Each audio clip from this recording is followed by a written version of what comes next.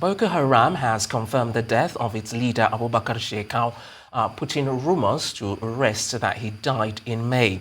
The confirmation came in a video recorded by the presumed new leader Bakura Modu, known as Sahaba, a prominent Boko Haram commander based in Lake Chad. Sahaba accused the Islamic State West Africa province of killing Shekau and has called for revenge against the group. Well, this announcement came on the heels of the president's visit to military troops in Maiduguri. And joining us now to speak on the implications of a new Boko Haram leader and the president's visit to the military is security expert Dennis Amachree. Good to have you join us on the program. Good morning. Okay, so let's start with this Boko Haram confirmation of Shekau's death. When you hear about that, what's your immediate assessment and what first comes to mind? Well, it shows that, thank you for having me here anyway. It shows that we're moving into another phase of this fight right now. He's been there for a very long time, under many rumored notices of his death, but finally he's dead. His people have also come out to say that he's dead. So one significant issue there is that there is going to be a change of leadership. And then, of course, ISWAP, that was responsible for this death, although they pursued him until he committed suicide, has got a lot of an inflow of Boko Haram fighters, paying allegiance to the ISWAP leadership. So a lot of things are going on right now, and I think we're going to see a lot of changes.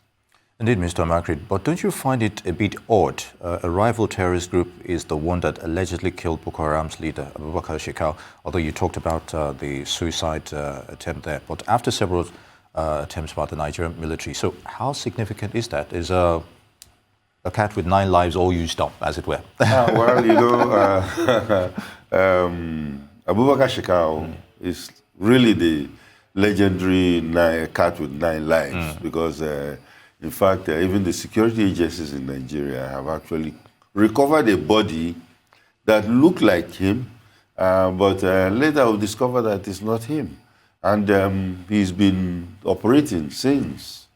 And of course, whether it is a rival group that killed him is not very significant because, these guys go around with suicide vests on them, or suicide pills. If instead of you to catch them, or they will definitely go and blow up themselves, and that's what he did when he was cornered by the ISWAP guys. So it's a good one for us, Nigerian troops, that at least after all these years, this guy is out of the place. And, well, we have to face, because it does not lessen the problem for us. And let's see how the changes will go. Okay, so now that, let me just ask, what does a new leader mean? Because obviously they're going to have a new leader. So what does that mean for Boko Haram, for ISWAP, going forward? When even Nigeria itself was trying to look for a change of the service chiefs, we're also seeking for new leaders. And in a war situation, when new leaders come, new strategies and new tactics will follow. For instance, it's been rumored that Bakura Doro, who is one of the commanders of Boko Haram, who is very, very good at explosive warfare, is also vying to see if he's going to be the leader of the new Boko Haram. But we don't know. And if he comes in there, then his modus operandi, which is known for, might dominate the whole warfare situation, where he sends out people for suicide bombing and stuff like that. But I think the broader picture here is that ISWAP is actually ready to, should I say, swallow the remnants of Boko Haram and then, bring it back to the original one group instead of the different factions that we've had. Now, in view of Shekau's death, do you think there's any respite for Nigeria now? You already talked about changing tactics, as it were, so there's an air of uncertainty here.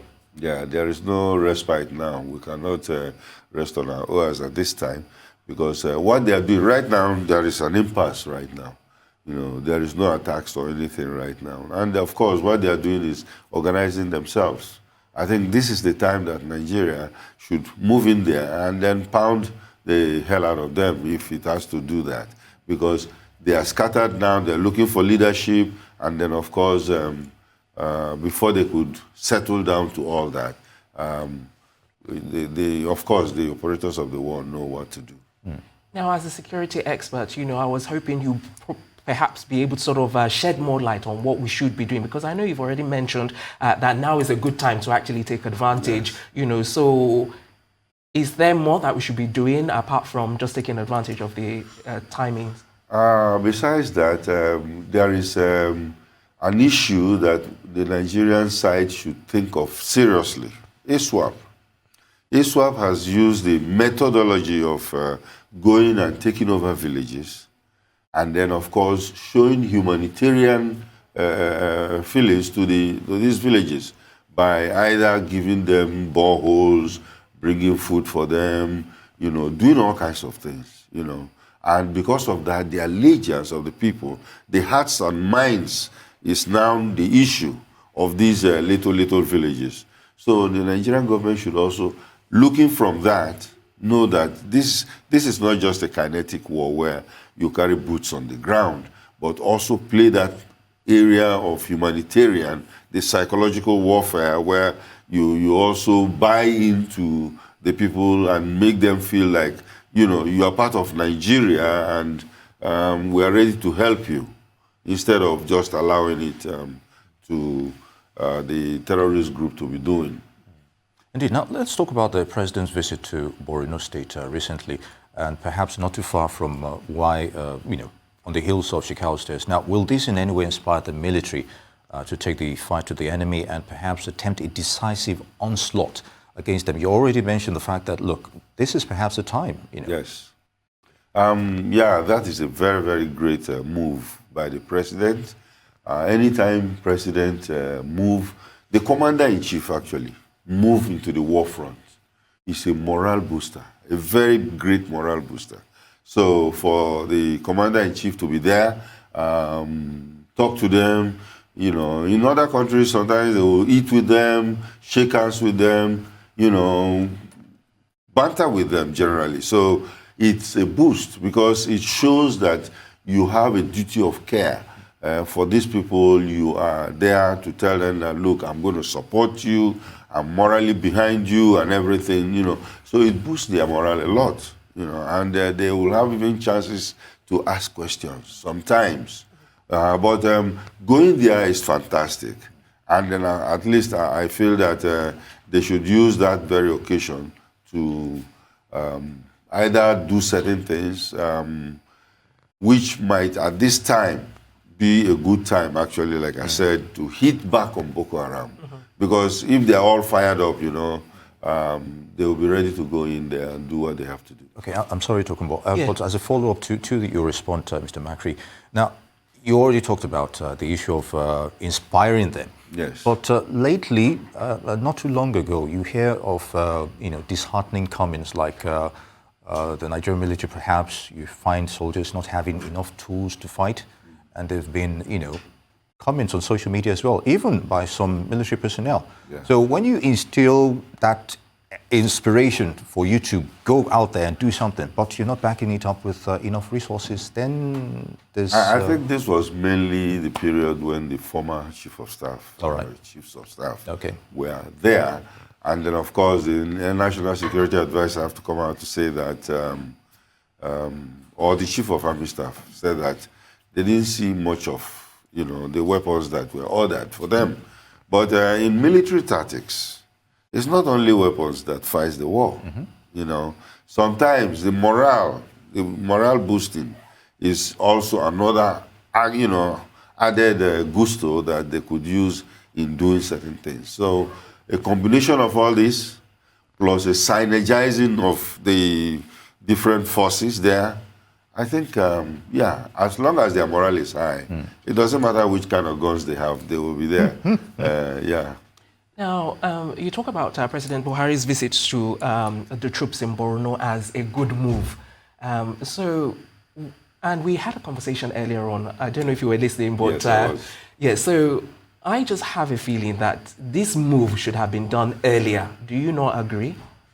Or do you think this is the appropriate time to actually visit the state? There is no particular set time to visit the troops. The reason why I ask is because there's been a lot of incidents that have happened there. And I just have a feeling that he should have gone earlier than now. But you can correct me if I'm okay, wrong. yeah, the visit of Commander-in-Chief to battlefields is not any time there is either a huge casualty or any significant event, you know.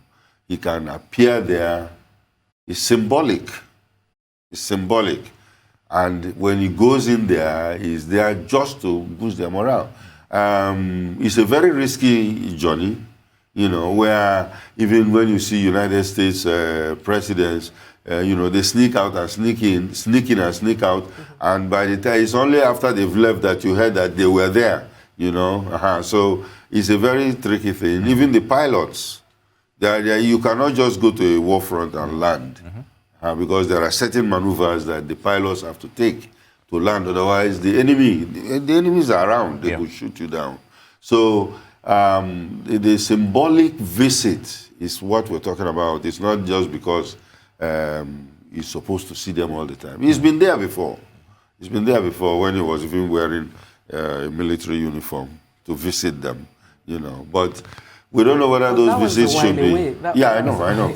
Well, that's what I'm saying. Whether we want those visits to be more regular, you know, or once in a while, because he's the president. I bet definitely has a lot of things doing. He has asked even the chief of army staff to move his headquarters. That's a former one, to go there, because the whole idea is when the troops are seeing their commanders, you know, they feel better than if they are like isolated and forgotten.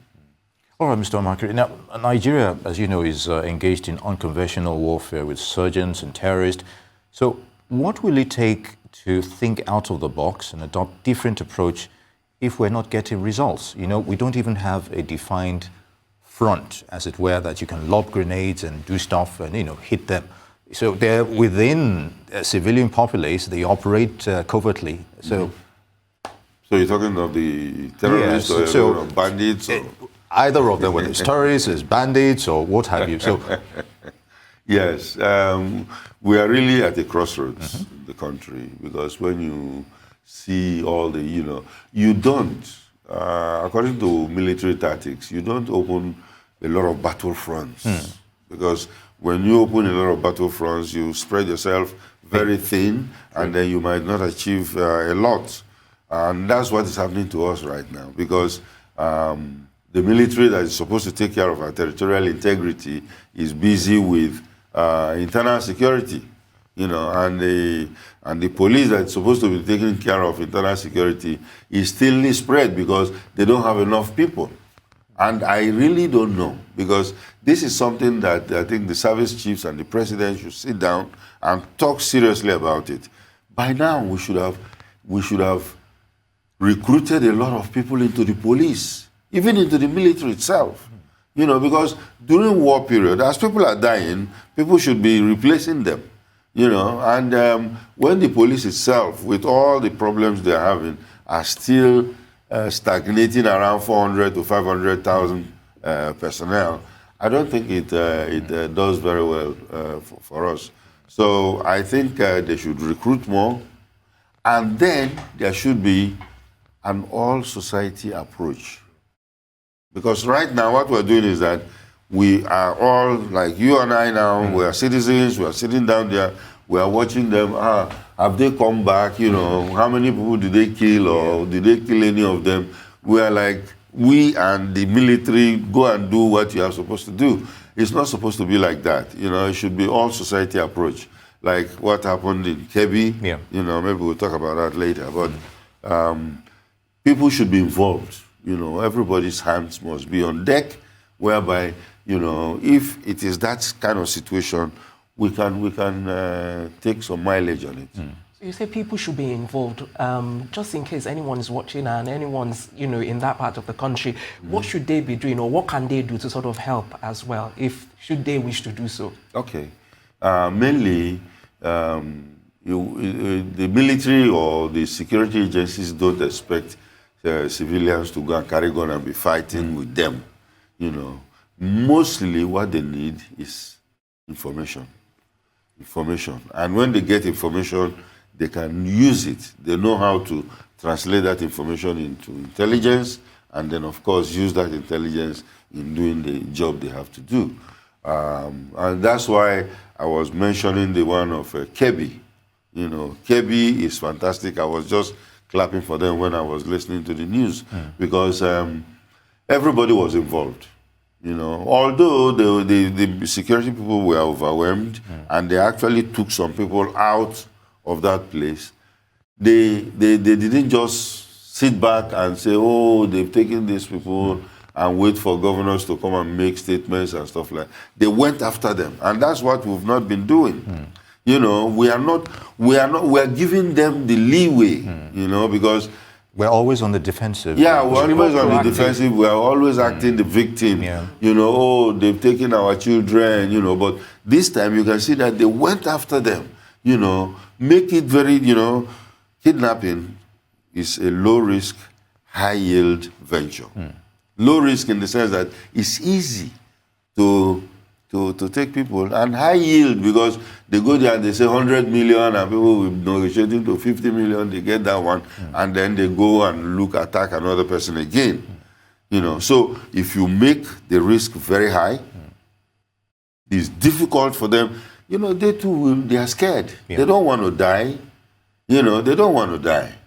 So if there is a situation where we can even use some of these safe school initiative measures, security measures, like that federal government college, it was very, very, they have walls, they have perimeter walls, access and exit gates and stuff like that, but they didn't follow it up. There was no alarm system. There is no muster point. So if there is an alarm system, that will raise hell, because you see, when they hear noise, even thieves, ordinary domestic thieves that we have, they don't want noise.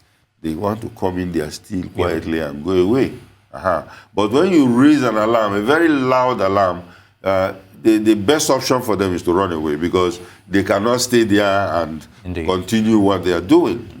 So we expect that that all society approach should be adopted in everywhere, either in the Northwest, the Northeast, even the Southeast, where people are getting involved in this thing. Mr. Amachree, I would like your thoughts on this, because it's usually an overlooked feature.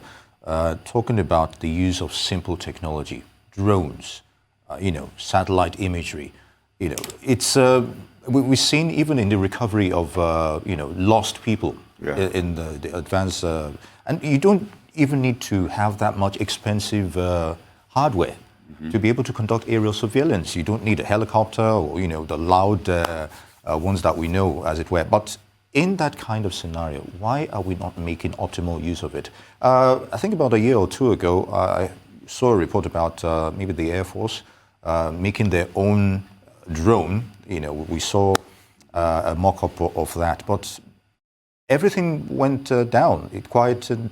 We didn't hear much about it again. So why aren't we making use of just cheap technology to have optimal? We're still talking about Sambisa and elements still operating within Sambisa, and we're where we are. We are using them. We're using them because I personally know that about even 15 years ago, there was an Air Force officer that actually, designed and tried to manufacture a drone of his own by himself. But is he encouraged to, mass produce I don't know whether they encouraged him, because that's another thing, in our kind of society. Yeah. But I know also that right now we have the long span winged Chinese drones that I think they bought about 5 or so. Indeed, that was the one that was being featured a few months ago. Yeah, we have some of them that we're using. They've moved away from the toys, those toys that fly around, you know. The military was considering it before, but Okay. I think they have to knock that out. And then use those ones that can even stay in the air for about 3 months before they come down, you know. And then, of course, there are other kinds. There is eye in the sky that they could use, eye in the sky that stays there permanently until when you want to bring it down for servicing. And that one takes a broader look. Like in Lagos now, if you have 2 of them in Lagos, they can look all over the place. And then, of course, as they are looking around, they are also recording the events that are going on. So if there is any incident that happens, robbery or kidnapping, you know, all they have to do is rewind. You rewind to the time that it was reported or how when it happened, and then you can actually see them. And that was the same thing that they used at the Boston Marathon, you know, where they saw the guys, where they dropped the bomb, and then, of course, where they regrouped, run, and went hide in a warehouse, boozing up themselves. But you also need a criminal database, you know, digital database to back up seeing them. Yeah. You know, that whether they have records, as it were. But no, besides seeing, you can just see if somebody somebody go and rob a car, hijack a car, for instance, you know, and it happened around 8 o'clock on the dot.